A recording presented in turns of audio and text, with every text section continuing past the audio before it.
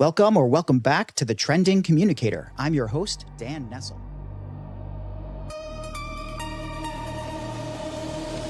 All your podcasts belong to us. Welcome to the Trending Communicator. Dan stepped away for the holidays, so we're taking over. The show must go on, no breaks here on the Trending Communicator. Exactly. And today we're diving into what feels like the only conversation that matters right now. We're looking back at some recent insights on generative AI and what it really means for comm strategy. Right. And the debate, I think, really boils down to one central question. Does this technology, generative AI, actually augment us as professionals? Does it unlock real strategic value?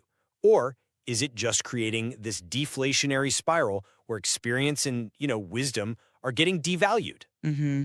I'm firmly on the side that AI is a value multiplier. It allows us to be, as some have said, bigger and bolder, using these tools to seriously enhance our strategic clout. And I guess I'm here to pump the brakes a little. I see the potential, of course, but I think the way we're adopting it is fraught with risk. It requires this massive disruption that, frankly, I think is eroding the core judgment our profession was built on. We're creating a lot of untrustworthy noise. Well, for me, the augmentation argument really comes down to speed and strategic depth.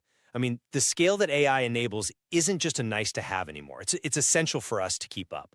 It's a co-pilot, not an autopilot. And that's a key distinction. It enhances us. It doesn't replace us. Okay. And think about what Emmanuel Rose said about using legacy content, building custom GPTs on your own approved content banks. This is a huge strategic advantage. You get to leverage years of vetted, on-brand material. It basically guarantees a level of originality and brand voice that, generic AI just can't touch. It makes creation faster, review time shorter. It's a clear win. I think Jim O'Leary was spot on. We have to join the excitement camp. I hear the excitement camp argument, I do, but I'm worried it's mostly just AI transformation hype or, AI theater, as some people are starting to call it. Anne Green made a really critical point here. Corporate policies and just a total lack of clear change management are holding back any real meaningful adoption. We're just playing with it. Mm-hmm. But my core concern is the human element. Steve Rubel's point about a deflationary environment for people with experience and wisdom, that's what keeps me up at night. This isn't just about getting information faster. It's about the market starting to believe that years of hard-won wisdom can just be replicated instantly. We have to be laser-focused on fighting what Martin Waxman calls AI slop, this generic mush. And then there's the trust issue. The discussion with Daniel Nestle and Anne Green, it showed that being transparent about using AI can actually make you seem less trustworthy in some fields. And, Anne Green's final warning. If you just give this leverage to everyone, it makes people who are not so great even worse, but now at scale. Okay, but let's focus on the strategic side for a second. The whole point of augmentation is that AI frees us up to do the high-value work, the stuff a machine can't touch. Jim O'Leary saw this. He said, communicators can now build out entire owned content strategies, audience profiles, work that used to take 4 people. You get to expand your job description. Sure, in theory. No, in practice. And Park Howell showed how AI can define and refine a really complex brand story in minutes, literally. That's a massive acceleration of speed to market.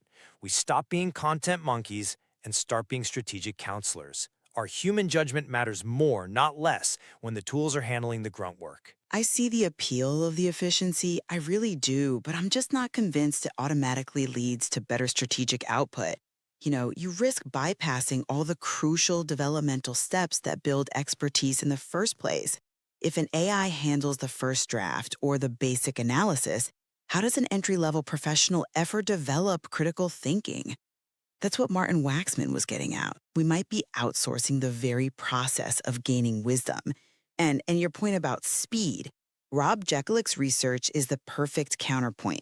He found that dull, AI-generated content, the stuff without a logical flow or any real novelty, is just immediately discarded by search systems.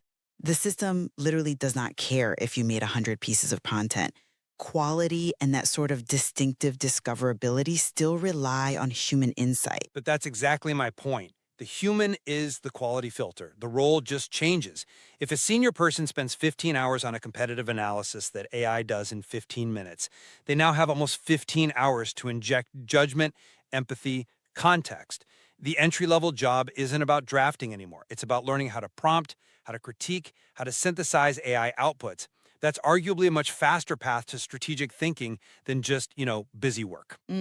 I agree the role is changing. But the problem is the institutional readiness. It's just not there. Chris G pointed out that AI just enhances the flaws that are already in your system. So if your junior staff can't spot a weak argument on their own, the AI is just going to help them produce high-volume AI slop that dilutes your brand. We're handing over these incredibly powerful tools to people who haven't even mastered the basics of the job. They're now supposedly augmenting. That just feels like a recipe for erosion to me, not expansion. And that lack of control leads us straight into the trust problem, which has to be our number one concern. Human judgment is irreplaceable because the tech itself is flawed. Pete Paschal warned us that in a field like journalism, AI is super easy to abuse and harder to use. It demands this constant, rigorous verification. We've seen it already, that completely fake America's Got Talent story that AI generated. It fooled a lot of people. When enterprise adoption fails, as Chris Gee said, it's because AI just amplifies the rot in the system. We have to keep coming back to Mark Schaefer's idea that things like empathy and perspective are our last competitive advantage. You can't outsource that. I completely agree that ethics and judgment are paramount. Of course. But I think you're missing how AI has become a necessary tool for just maintaining organizational health, for managing reputation. Look at Rob Jikelek's formula. Context plus action equals confidence. During, say, a huge restructuring, AI becomes indispensable. Kate Bollinger showed how communicators use it to analyze thousands of employee questions. A human team could never process that volume in real time, but an AI can give leaders the context they need to take informed action. We can spot problems before they blow up.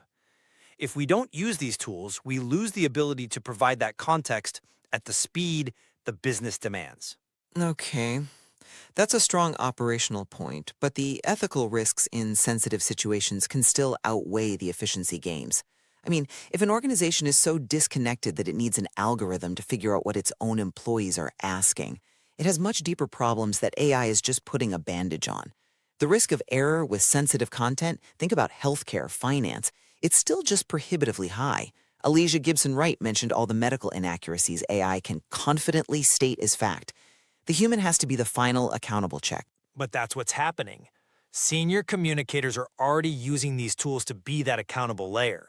Megan Knoll talked about using AI search tools like Claude to constantly monitor how her company, Adtalem, is being represented online. It's a real-time reputation barometer. If you treat AI as an advanced research and validation tool, which Amanda Russell says is its strength, it becomes the infrastructure for ethical vigilance, not the cause of failure. It's an indispensable part of the modern corporate affairs arsenal. And look, ultimately, this is all driving us to strategically own critical business functions. Search, reputation, knowledge management. Rob Jakiliak was so clear about this. We now have to treat AI itself as a key audience. We are literally writing for the algorithms that will present our brand to the world. And we have to stop looking for this one single massive transformation. It's not going to happen. Chris G said that even just enabling an agent to write a compliant first draft of a press release, that's a measurable win. That saves thousands of hours. If we only look for the big bang, we miss the steady gains that are actually solidifying our strategic value. I'm sorry, I just don't think the technology's potential automatically creates organizational readiness.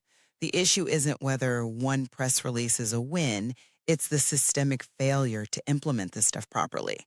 Chris Gee nailed the problem. Companies are treating AI like a rigid ERP implementation. Like a piece of software you just switch on, but it's not. It's a strategic capability that needs constant training and iteration. So when Anne Green says organizations are struggling, that's the heart of it.